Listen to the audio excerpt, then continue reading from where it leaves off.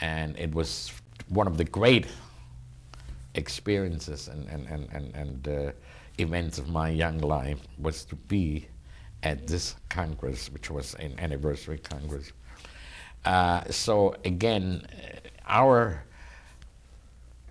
we didn't see the handwriting on the wall, that's what I'm saying. We had really, even after, the Kristallnacht, people were still not thinking this could be the next step could be, or this But could you be had heard about the camps, but no, by that time, no, by that because your time, father was in Dachau, just for that yeah, short yeah, time. those camps we Yes, heard that's about. what I Yeah. meant. These were in Berlin when I left there, and I found out that all these people I saw on the railroad went to various concentration camps.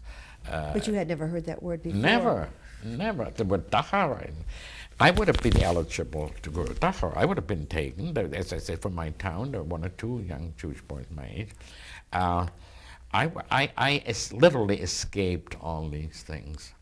And as I said, we went to France. With your sister? No. We went to Holland, and then with my sister we went to England, and within this was by that time, let's say September. What year? 19? That was 1939. My sister's birthday is in October, and by the week after that, her birthday, 9th of October, we were on the boat from Liverpool to New York, where our relatives picked us up. Now, were your parents with you at this time? Or was just No, you and your just sister? my sister and I. Okay. And then My mother, we stayed with the relatives in New York. My mother came about 3-4 months later. And when did you arrive in New York, you and your sister? Do you remember the date? It was probably end of October. 1939. 1939. And she stayed with one uncle. I stayed with another uncle. And when my mother came about 4 or 5 weeks later, she stayed with another cousin of hers. And we were happy, and we could communicate with my father. In the meantime, my grandmother died. That was a big setback. And I have a lot of information about that. Her burial was a terrible thing. My father was alone, and for my grandmother, it was also the second time she had to leave Alsace-Lorraine when the Germans lost World War I, 1918.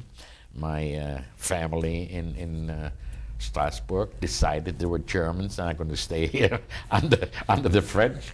And the rabbi in his talk at her burial mentioned how this lady has marched twice in her life across borders in search of a new home, in search of freedom. So, but we were very fortunate, very fortunate. So you and your sister arrived in New York, did you say? Yeah.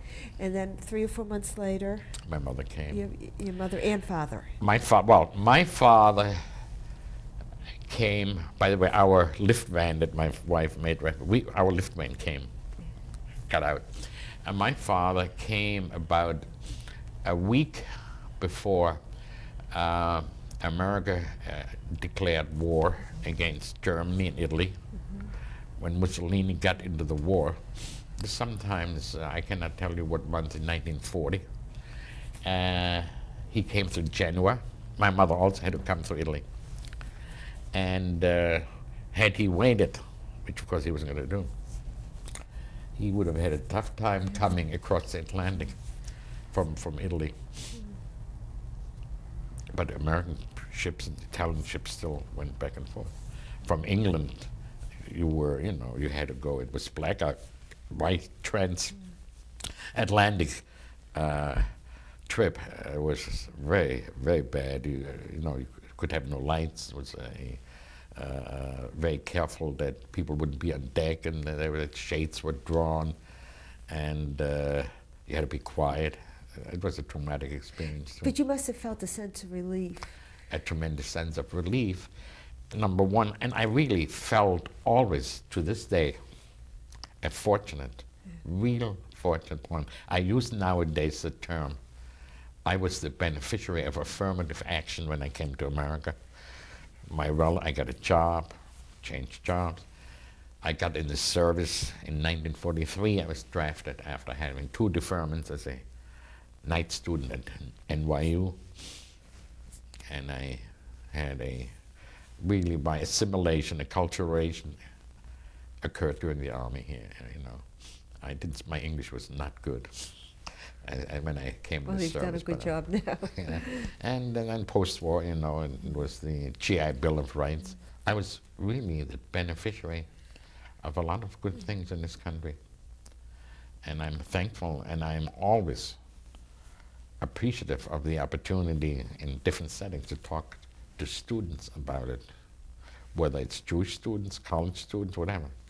Well, and German students. Well, you experienced this, Yeah. and I thank you for sharing this story. Yeah. I think you have some documents that you would like to show us.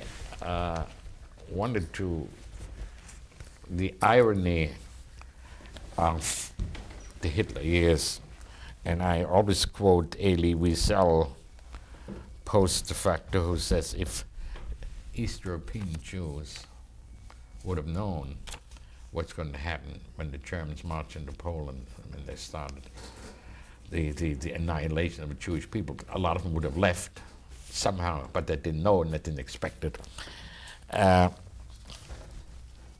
The passport, you know, Jewish passports. Now hold it close to you so we can do a close-up. No. Yeah, it has a J. Hold it close to you Yeah. so you can do a close-up. Yeah, J stood for Jew.